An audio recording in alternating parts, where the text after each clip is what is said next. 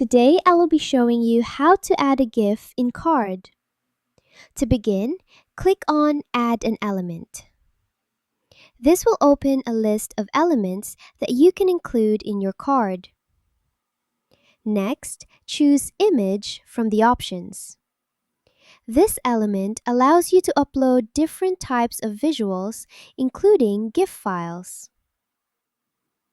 After selecting the Image option, upload the GIF you want to use from your device.